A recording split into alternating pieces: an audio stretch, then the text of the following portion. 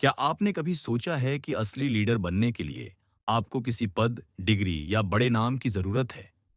नहीं, असली नेतृत्व हमारे रोजमर्रा के व्यवहार, सोच और दूसरों से संवाद करने के तरीके में छिपा होता है। आज हम जिस किताब की गहराई में उतरने जा रहे हैं, उसका नाम है द लीडर इन यू। इस किताब में डेल कार्नेगी हमें सिखाते हैं कि कैसे हम अपनी अंदरूनी क्षमताओं को पहचान कर एक प्रभावशाली लीडर बन सकते हैं, चाहे हम स्टूडेंट हों, प्रोफेशनल या बिजनेस ओनर। इस वीडियो में हम इस किताब को सिर्फ समझेंगे नहीं, बल्कि उसकी हर सीख को अनुभव करेंगे, एकदम सरल, व्यावहारिक और जिंदगी बदल देने वाले तरीके से। तो चलिए शुरू करते हैं द लीडर इन यू की ये खास यात्रा। अध्याय 1। नेतृत्व की शुरुआत स्वयं से होती है। नेतृत्व का अर्थ अधिकतर लोग केवल पोजीशन, पावर या टाइटल से जोड़ते हैं, जैसे मैनेजर, डायरेक्टर, सीईओ या टीम लीडर। लेकिन डेल कार्नेगी की किताब द लीडर इन यू का पहला अध्याय इस सोच को पूरी तरह बदल देता है। लेखक बताते हैं कि असली नेतृत्व का संबंध बाहरी शक्तियों से नहीं, बल्कि अंदरूनी समझ, प्रभाव और संबंधों की कला से है। नेतृत्व कोई जन्मजात गुण नहीं है, यह एक सीखी जा सकने वाली कला है, जिसे कोई भी व्यक्ति अपने जीवन के किसी भी चरण में विकसित कर सकता है। अध्याय की शुरुआत एक महत्वपूर्ण विचार से होती है। हर व्यक्ति के भीतर नेतृत्व की क्षमता होती है। फर्क केवल इतना है कि कुछ लोग इसे पहचानते हैं और विकसित करते हैं, जबकि बाकी इसे नजरअंदाज कर देते हैं या केवल दूसरों में ढूंढते रहते हैं। यह किताब उसी छिपे हुए नेता को पहचानने और विकसित करने की दिशा में पहला कदम है। डेल कार्नेगी बताते हैं कि आज के प्रतिस्पर्धी दौर में नेतृत्व की परिभाषा बदल रही है। अब यह केवल आदेश देने या निर्देशित करने की प्रक्रिया नहीं रही, बल्कि यह लोगों के साथ गहरे और प्रभावी संबंध बनाने, उन्हें प्रेरित करने और उनके साथ मिलकर लक्ष्य प्राप्त करने की प्रक्रिया बन चुकी है। जो लोग दूसरों से संवाद करना जानते हैं, जो दूसरों की सुनना और समझना जानते हैं, वही सच्चे लीडर होते हैं। लेखक बताते हैं कि नेतृत्व की शुरुआत स्वयं को समझने से होती है। आत्म जागरूकता, सेल्फ अवेयरनेस, किसी भी लीडर की पहली और सबसे बुनियादी शक्ति है। जब व्यक्ति अपने विचारों, भावनाओं और व्यवहार को पहचानना शुरू करता है, तभी वह दूसरों को सही दिशा दे सकता है। आप अपनी प्रतिक्रिया, अपनी सोच, अपने डर और अपनी प्रेरणाओं को जितना गहराई से समझेंगे, उतना ही स्पष्ट और प्रभावशाली आपका नेतृत्व होगा। अच्छे लीडर बनने के लिए सबसे पहले यह समझना जरूरी है कि आप दूसरों को नियंत्रित नहीं कर सकते। आप केवल अपने दृष्टिकोण और व्यवहार को नियंत्रित कर सकते हैं। जब आप अपनी सोच और दृष्टिकोण को सकारात्मक, सहानुभूतिपूर्ण और उद्देश्यपूर्ण बना लेते हैं, तो वह प्रभाव दूसरों तक स्वतः पहुंचता है। लोग आपके व्यवहार को देखकर प्रेरित होते हैं, न कि आपके निर्देशों से। लेखक यह भी बताते हैं कि सुनना एक बहुत बड़ी नेतृत्व क्षमता है, जिसे अक्सर लोग नजरअंदाज कर देते हैं। ज्यादातर लोग बातचीत के दौरान सुनने के बजाय जवाब देने की तैयारी करते हैं। लेकिन एक लीडर का असली कौशल उसकी सुनने की क्षमता में छिपा होता है। जब आप सामने वाले की बातों को गहराई से सुनते हैं, तो आप उसे एक सम्मानजनक अनुभव देते हैं। लोग तब जुड़ते हैं जब उन्हें लगता है कि उन्हें समझा जा रहा है। एक अच्छा लीडर हर किसी को यह महसूस कराता है कि उनकी बात महत्वपूर्ण है। यह अध्याय यह स्पष्ट करता है कि नेतृत्व दूसरों को प्रेरित करने की प्रक्रिया है, लेकिन बिना किसी डर, दबाव या नियंत्रण के। प्रभावशाली लीडर वे होते हैं जो दूसरों को निर्णय लेने में सक्षम बनाते हैं, जो सुझाव देते हैं, जो सुनते हैं और जो टीम का हिस्सा बनकर साथ चलने में विश्वास रखते हैं। एक सच्चा लीडर दूसरों की क्षमताओं को पहचानता है और उन्हें निखारने में मदद करता है। डेल कार्नेगी इस अध्याय में कई व्यवहारिक सिद्धांत साझा करते हैं, जैसे कि 1, प्रशंसा और सराहना कीजिए, आलोचना नहीं। लोग उन लोगों की बात ज्यादा मानते हैं जो उन्हें प्रेरित करते हैं, न कि जो केवल गलतियां गिनाते हैं। 2, लोगों को अपनी अहमियत महसूस कराइए। जब कोई व्यक्ति यह महसूस करता है कि उसकी राय की कदर हो रही है, तो वह खुद को उस टीम का हिस्सा मानता है और पूरे मन से योगदान देता है। 3, सकारात्मक सोच के साथ संवाद कीजिए। अगर आप लगातार नकारात्मक और आलोचनात्मक भाषा का प्रयोग करेंगे, तो लोग आपसे दूर भागने लगेंगे। लेकिन यदि आपकी भाषा प्रेरणादायक, सहयोगी और प्रोत्साहन देने वाली हो, तो लोग खुद जुड़ने लगते हैं। 4. किसी भी समस्या को एक साथ सुलझाने की भावना रखिए। नेतृत्व का मतलब केवल काम बांटना नहीं, बल्कि साथ बैठकर समाधान निकालना है। यह अध्याय यह भी सिखाता है कि नेतृत्व एक दीर्घकालिक प्रक्रिया है। ये कोई ऐसा गुण नहीं है जिसे आप एक किताब पढ़कर या एक कोर्स करके तुरंत हासिल कर लें। यह रोजमर्रा की प्रैक्टिस, आत्मविश्लेषण और लगातार सुधार से आता है। एक लीडर हर दिन अपने व्यवहार, भाषा और सोच पर काम करता है। लेखक ये भी याद दिलाते हैं कि लोगों की सबसे बुनियादी भावना महत्व की होती है। हर इंसान यह चाहता है कि उसे सुना जाए, सराहा जाए और उसे महत्वपूर्ण समझा जाए। एक सच्चा लीडर इस भावना को समझता है और लोगों को उनकी कीमत महसूस कराता है। अंततः इस अध्याय का केंद्रीय संदेश यह है कि लीडर बनने के लिए आपको पहले अपने भीतर के लीडर को पहचानना होगा। आपको खुद से पूछना होगा, क्या मैं लोगों को प्रेरित करता हूं या डराता हूं? क्या मैं सुनता हूं या सिर्फ बोलता हूं? क्या मैं खुद बदलने के लिए तैयार हूं या दूसरों को बदलने की कोशिश करता हूं? जवाब अगर ईमानदारी से दिए जाएं, तो नेतृत्व की शुरुआत वहीं से हो जाती है। अध्याय 2, प्रभावशाली संवाद की ताकत। नेतृत्व केवल आदेश देने या निर्देशित करने की कला नहीं है। ये दूसरों के साथ संवाद करने, उन्हें प्रेरित करने और उनके भीतर अपनी क्षमता को पहचानने में मदद करने की प्रक्रिया है। संवाद यानी कम्युनिकेशन लीडरशिप का सबसे मूलभूत और शक्तिशाली औजार है। यह अध्याय यही बताता है कि कैसे संवाद एक लीडर को प्रभावशाली बनाता है और कैसे यह उसे बाकी लोगों से अलग खड़ा करता है। हम सभी जीवन में लगातार संवाद कर रहे होते हैं, बोलकर, लिखकर, आंखों के इशारों से या सिर्फ मौन रहकर भी। लेकिन एक लीडर का संवाद दूसरों पर गहरा असर छोड़ता है, क्योंकि उसमें सिर्फ शब्द नहीं, समझ और उद्देश्य होता है। एक लीडर जानता है कि संवाद केवल बोलने का नाम नहीं, बल्कि सामने वाले को समझने और उसे महसूस कराने का माध्यम है। अच्छे संवाद की शुरुआत स्पष्टता से होती है। जब कोई लीडर अस्पष्ट बात करता है, तो उसका संदेश अधूरा या गलत रूप में पहुंचता है। इस वजह से टीम में भ्रम, असंतोष और निष्क्रियता पनप सकती है। इसलिए एक लीडर को यह पता होना चाहिए कि वह क्या कहना चाहता है, क्यों कहना चाहता है और उसे किस तरह कहना है, ताकि सामने वाला न केवल समझे, बल्कि उससे प्रेरित भी हो। सिर्फ स्पष्टता ही नहीं, ईमानदारी भी संवाद का मूल है। यदि कोई लीडर टीम से बात करते समय झूठ, डर या दबाव का प्रयोग करता है, तो वह सिर्फ अस्थायी परिणाम पाता है। लेकिन जो लीडर ईमानदारी से, खुले मन से और पारदर्शी तरीके से बात करता है, वह लोगों का विश्वास जीतता है। और जब लोगों का विश्वास जुड़ जाता है, तो वे केवल काम नहीं करते, वे साथ निभाते हैं। इस अध्याय में डेल कार्नेगी समझाते हैं कि एक अच्छा संवादक कभी केवल बोलने में विश्वास नहीं करता, वह सुनने को भी उतना ही महत्व देता है। सुनना एक सक्रिय प्रक्रिया है, जिसमें सामने वाले की बात को समझने की नीयत होती है। अधिकतर लोग बातचीत में केवल प्रतिक्रिया देने के लिए सुनते हैं, न कि समझने के लिए।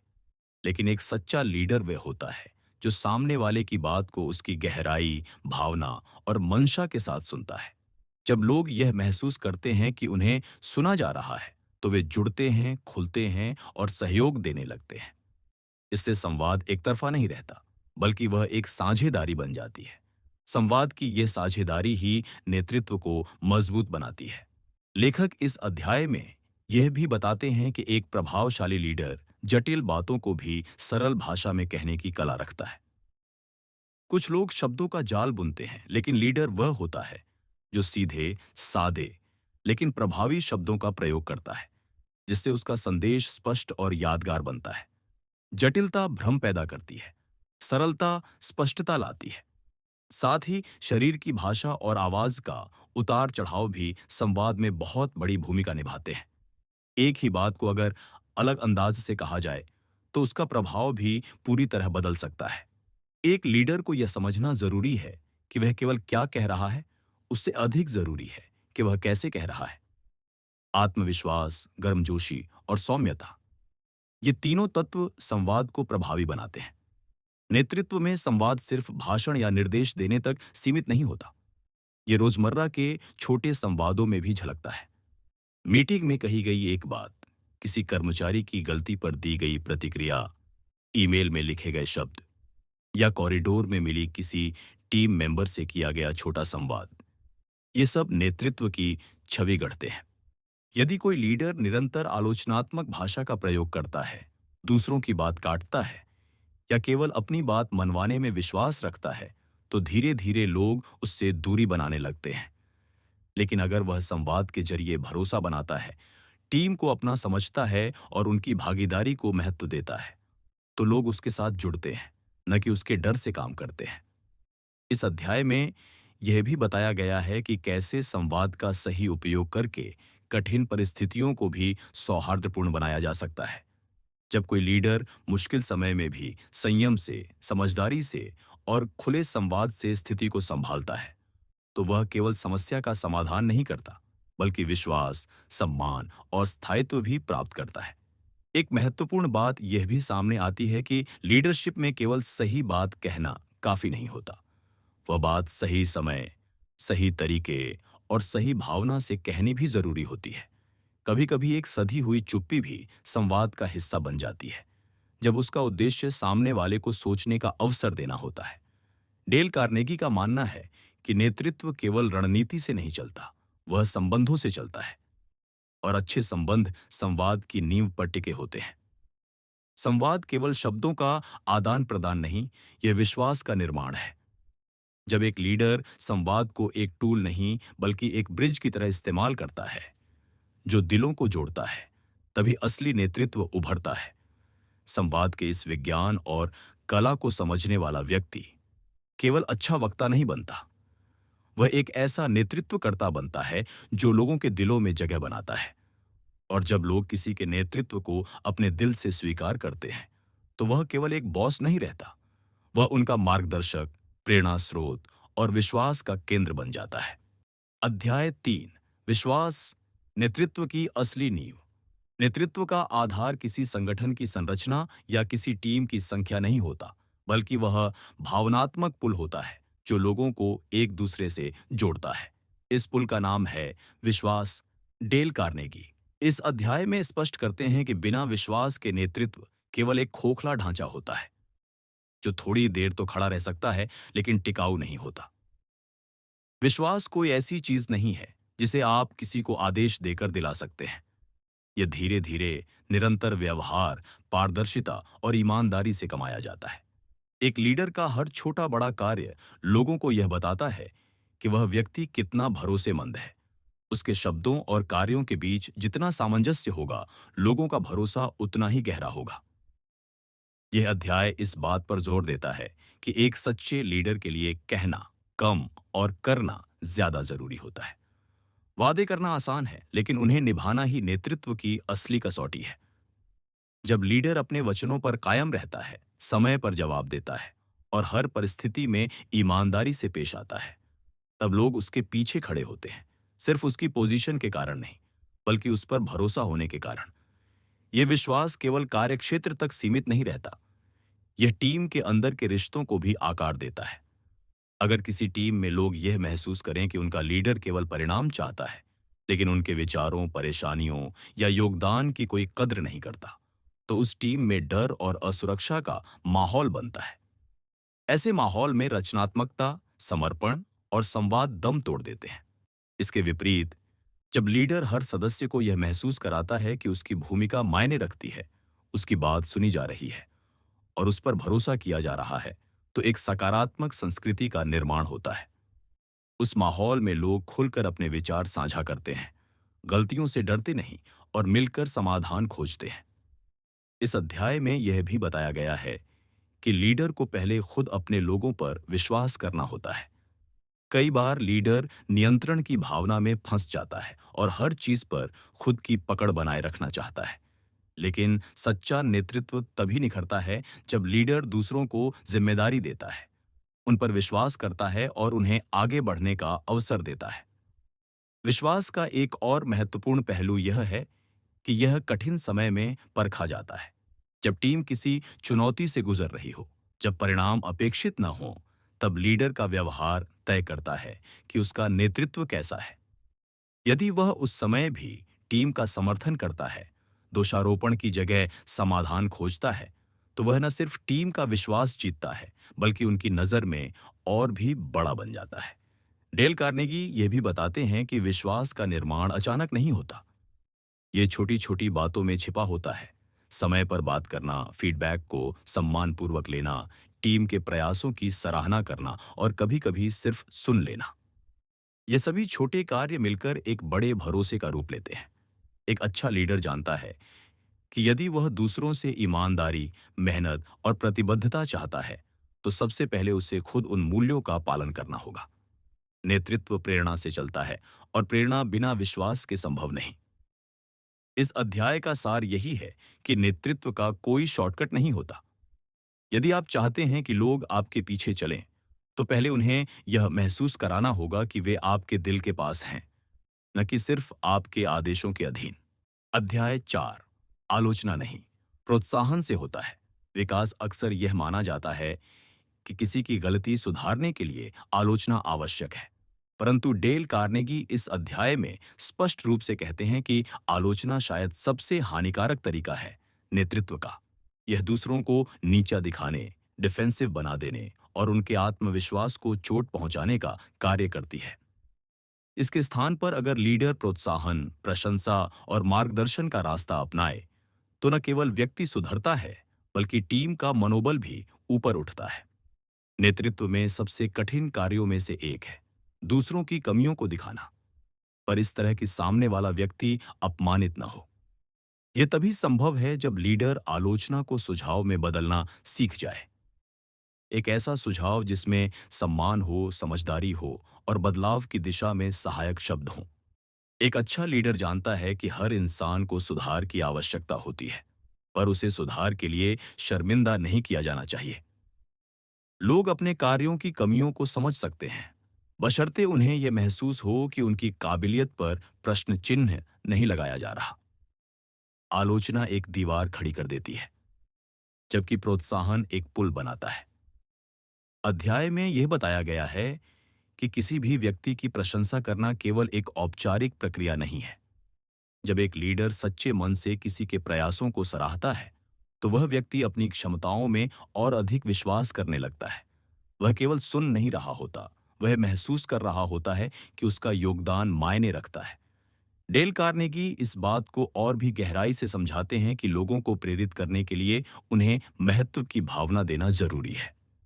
यह भावना उन्हें यह सोचने पर मजबूर करती है कि वे केवल आदेश का पालन नहीं कर रहे, बल्कि किसी उद्देश्य का हिस्सा है। यह एहसास लोगों में जिम्मेदारी, आत्म प्रेरणा और नवाचार की भावना को जन्म देता है।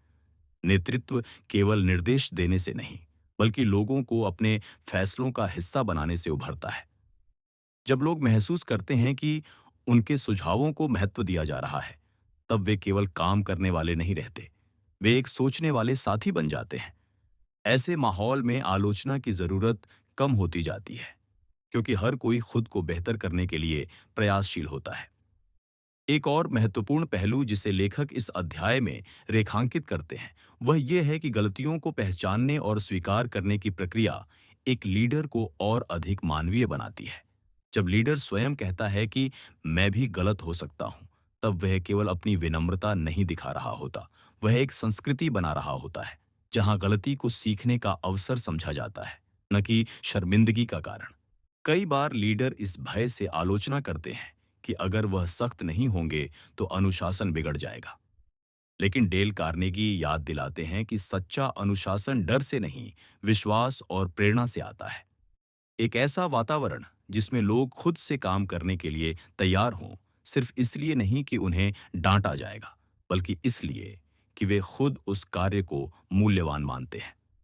यह अध्याय यह भी दिखाता है कि एक अच्छा लीडर अपने शब्दों को बहुत सोच समझकर चुनता है।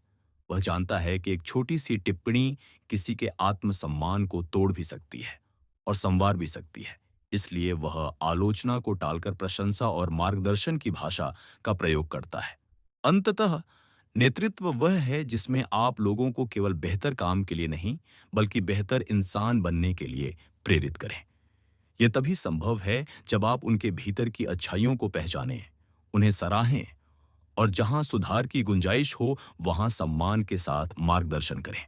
अध्याय 5, परिवर्तन को अपनाना। लीडर का असली गुण परिवर्तन जीवन का स्वाभाविक नियम है। चाहे वह किसी व्यक्ति का निजी जीवन हो या किसी संस्था का वातावरण, परिवर्तन अवश्यंभावी है। लेकिन जहां आम लोग परिवर्तन से डरते हैं, वहीं एक सच्चा लीडर परिवर्तन को अवसर की तरह देखता है।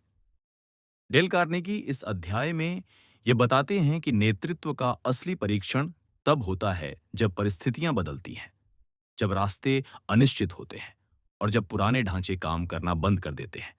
एक लीडर की सोच हमेशा स्थिर नहीं होती, वह लचीली होती है।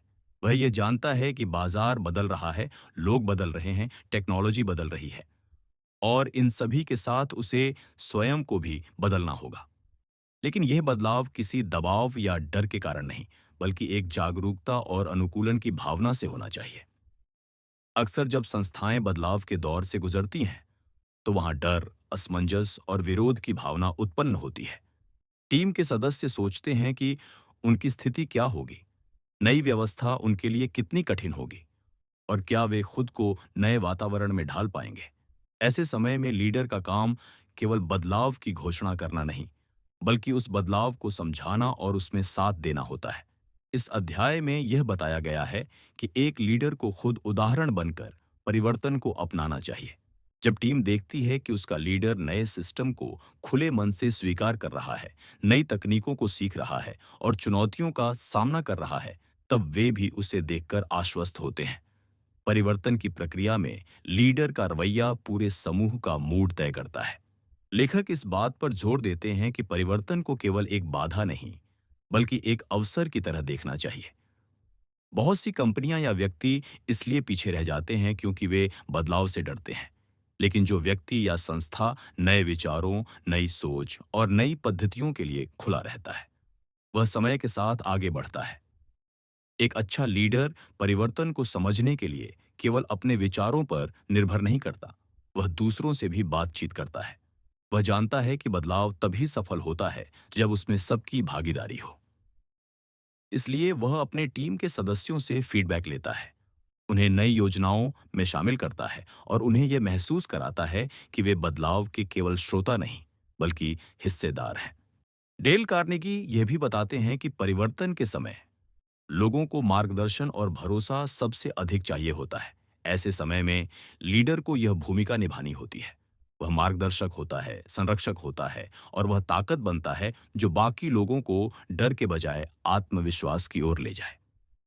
एक लीडर को यह समझना चाहिए कि हर व्यक्ति बदलाव को एक जैसी गति से स्वीकार नहीं करता।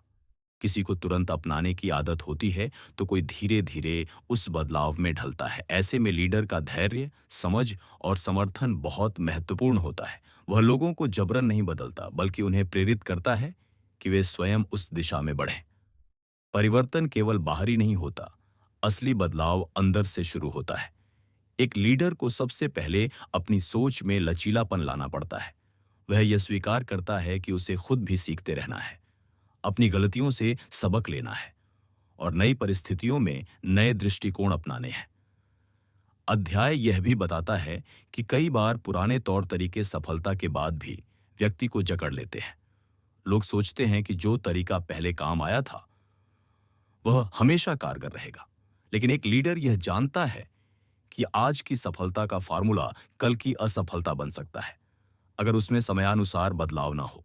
नेतृत्व में यह स्वीकार करना कि हमें अब कुछ नया करना होगा, साहस की निशानी है। यह साहस दिखाना आसान नहीं होता, क्योंकि इसमें असुरक्षा, आलोचना और जोखिम की आशंका जुड़ी होती है। लेकिन सच्चा लीडर वही होता है जो इन आशंकाओं को पहचानता है, फिर भी आगे बढ़ता है और दूसरों को साथ लेकर चलता है। इस अध्याय में एक और जरूरी विचार सामने आता है, लीडरशिप में नवाचार को स्थान देना। जब लीडर नए विचारों को जगह देता है, तभी टीम में सृजनात्मकता और प्रयोग की भावना पैदा होती है। जब लोगों को लगता है कि उनकी सोच और रचनात्मकता को महत्व मिल रहा है, तो वे बदलाव का हिस्सा बनने में रुचि लेते हैं। कार्नेगी यह भी याद दिलाते हैं कि बदलाव के बाद प्रतिक्रिया को स्वीकारना और जरूरत अनुसार सुधार करना भी नेतृत्व का हिस्सा है। यदि कोई योजना काम नहीं करती, तो उसका विश्लेषण करना और अगली बार बेहतर करना एक परिपक्व लीडर की पहचान है। वह अपनी योजना को अपनी प्रतिष्ठा नहीं बनाता, बल्कि उसे केवल एक साधन मानता है और परिणामों के अनुसार उसे बदलने में संकोच नहीं करता। अंततः नेतृत्व परिवर्तन से भागने का नहीं, उसे अपनाने और दिशा देने का नाम है। एक सच्चा लीडर उस नाविक की तरह होता है जो हर बदलती लहर को समझता है और अपनी पतवार उसी अनुसार घुमाता है, ताकि नाव न सिर्फ सुरक्षित रहे, बल्कि अपनी मंजिल की ओर बढ़ती रहे। अध्याय 6। दूसरों में नेतृत्व जगाना। असली नेतृत्व की पहचान। नेतृत्व केवल स्वयं की भूमिका निभाने तक सीमित नहीं होता। सच्चा नेतृत्व तब शुरू होता है जब एक लीडर दूसरों में भी नेतृत्व की चिंगारी जगाता है। डेल कार्नेगी इस अध्याय में यह बताते हैं कि महान नेता वे नहीं होते जो अकेले आगे बढ़ते हैं, बल्कि वे होते हैं जो दूसरों को आगे बढ़ने में मदद करते हैं। ये अध्याय नेतृत्व के उस पहलू की गहराई से पड़ताल करता है जिसे अक्सर नजरअंदाज कर दिया जाता है, यानी दूसरों में नेतृत्व की भावना को विकसित करना। हर व्यक्ति में नेतृत्व की संभावना होती है, लेकिन बहुत से लोग इस संभावना को पहचान नहीं पाते, क्योंकि उन्हें कभी वह मंच, वह प्रेरणा या वह विश्वास नहीं मिला जो उन्हें आगे बढ़ा सके। एक सच्चे लीडर की यही जिम्मेदारी होती है कि वह अपने आसपास के लोगों की क्षमताओं को पहचाने, उन्हें मौका दे और उन्हें प्रोत्साहित करे कि वे भी निर्णय लेने, समस्याएं सुलझाने और दूसरों को मार्ग दिखाने में सक्रिय हों। इस अध्याय में बताया गया है कि लोगों को नेतृत्व की भूमिका में प्रेरित करने के लिए सबसे पहले उन्हें यह महसूस कराना जरूरी है कि उनकी सोच, निर्णय और योगदान मूल्यवान है। जब कोई व्यक्ति यह अनुभव करता है कि उस पर भरोसा किया जा रहा है, तो वह न केवल उस भरोसे पर खरा उतरने की कोशिश करता है, बल्कि उसमें एक जिम्मेदारी और गर्व की भावना भी विकसित होती है। नेतृत्व की यह भावना तब और प्रबल होती है जब लीडर अपने लोगों को निर्णय लेने की स्वतंत्रता देता है। हर बार छोटी छोटी बातों के लिए अनुमति मांगने की व्यवस्था केवल निर्भरता पैदा करती है। इसके विपरीत, जब एक लीडर टीम के सदस्यों को सिखाता है कि कैसे सोचें, कैसे विकल्पों को तौलें और फिर खुद निर्णय लें, तो वह वास्तव में भविष्य के लीडर तैयार कर रहा होता है।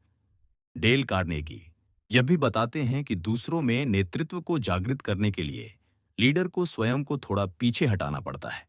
कभी-कभी नेतृत्व का सबसे बड़ा काम होता है पीछे खड़ा रहकर दूसरों को आगे बढ़ने देना। इसका अर्थ यह नहीं कि लीडर निष्क्रिय हो जाता है, बल्कि वह एक मार्गदर्शक बन जाता है जो दूसरों को मार्ग दिखाता है, परंतु उन्हें अपने अनुभवों से सीखने का भी पूरा अवसर देता है। यह अध्याय यह भी दर्शाता है कि नेतृत्व की भावना को प्रोत्साहित करने के लिए लोगों को विफल होने का भी अवसर देना पड़ता है। जब लोग जानते हैं कि विफलता को दंड की तरह नहीं देखा जाएगा, बल्कि सीखने के अनुभव की तरह स्वीकार किया जाएगा, तब वे नए प्रयोग करने के लिए प्रेरित होते हैं। इस प्रक्रिया में वे आत्मनिर्भर बनते हैं और अपने भीतर नेतृत्व के गुणों को महसूस करने लगते हैं। एक महत्वपूर्ण विचार जो इस अध्याय में उभर कर सामने आता है, वह ये है कि हर व्यक्ति नेतृत्व उसी तरह करता है जैसे वह स्वयं है। हर व्यक्ति का तरीका अलग होता है। एक अच्छा लीडर इस विविधता को स्वीकार करता है। वह दूसरों को अपने जैसे बनने की कोशिश नहीं कराता, बल्कि उन्हें अपने स्वाभाविक नेतृत्व कौशल को खोजने और अपनाने में मदद करता है। यह समझना जरूरी है कि नेतृत्व की भावना केवल औपचारिक पदों से नहीं आती। कई बार एक टीम में कोई ऐसा सदस्य भी होता है जिसके पास कोई टाइटल नहीं होता, लेकिन उसका व्यवहार, उसका दृष्टिकोण और उसकी भागीदारी बाकी सभी को प्रेरित करती है। सच्चा लीडर इस तरह के व्यक्तियों को पहचानता है। इस अध्याय में यह भी जोर दिया गया है कि नेतृत्व में साझा सफलता की भावना अत्यंत महत्वपूर्ण है। जब टीम के सदस्य यह देखते हैं कि उनकी सफलता केवल लीडर की नहीं, बल्कि सबकी जीत है, तो वे खुद को संगठन से जुड़ा हुआ महसूस करते हैं। यह जुड़ाव उन्हें नेतृत्व की ओर प्रेरित करता है, क्योंकि अब वे केवल किसी उद्देश्य के लिए काम नहीं कर रहे, वे स्वयं उस उद्देश्य का हिस्सा बन चुके होते हैं। नेतृत्व में यह भी जरूरी होता है कि लीडर समय समय पर लोगों से यह पूछे, तुम्हें क्या लगता है? यह एक साधारण सा सवाल कई बार बहुत बड़ा बदलाव ला सकता है। जब आप किसी से राय मांगते हैं, तो आप उसे यह संदेश देते हैं कि उसकी सोच मायने रखती है। यह अनुभव लोगों के भीतर नेतृत्व की भावना को मजबूती देता है। डेल कार्नेगी यह भी बताते हैं कि एक सशक्त नेतृत्वकर्ता केवल अपने समय के लिए नहीं सोचता, वह भविष्य की पीढ़ियों को ध्यान में रखकर कार्य करता है। वह जानता है कि अगर उसने अपने साथियों में नेतृत्व के गुण नहीं जगाए, तो संस्था या संगठन उसका अनुसरण नहीं कर पाएगा। इसलिए वह समय लगाकर, ध्यान देकर और अपने अनुभवों को साझा करके अगली पीढ़ी के लीडर्स को तैयार करता है। एक अच्छा लीडर अपने कार्यों को इस नजरिए से देखता है कि वह जो भी कर रहा है, उससे न केवल आज का परिणाम आए, बल्कि कल के लिए भी नेतृत्व की एक नींव तैयार हो। वह अपने अनुभवों को छिपाता नहीं, बल्कि दूसरों के साथ खुलकर साझा करता है, ताकि वे सीख सकें, गलतियां दोहराने से बच सकें और अपनी नेतृत्व यात्रा में आगे बढ़ सकें। अंत में, यह अध्याय हमें यह याद दिलाता है कि नेतृत्व कोई व्यक्तिगत उपलब्धि नहीं, बल्कि एक साझा यात्रा है। इस यात्रा में सबसे बड़ा योगदान वह होता है जब एक लीडर खुद से ज्यादा दूसरों को उभारने और नेतृत्व की क्षमता से जोड़ने में विश्वास करता है। यही नेतृत्व की वह ऊंचाई है जहां आप स्वयं से ऊपर उठकर दूसरों को ऊपर उठाते हैं, और वहीं से असली परिवर्तन शुरू होता है। तो दोस्तों, आपने देखा कि कैसे द लीडर इन यू हमें सिखाती है कि नेतृत्व कोई पद नहीं, बल्कि एक सोच है, एक रवैया है जिससे हम न सिर्फ खुद को, बल्कि दूसरों को भी प्रेरित कर सकते हैं।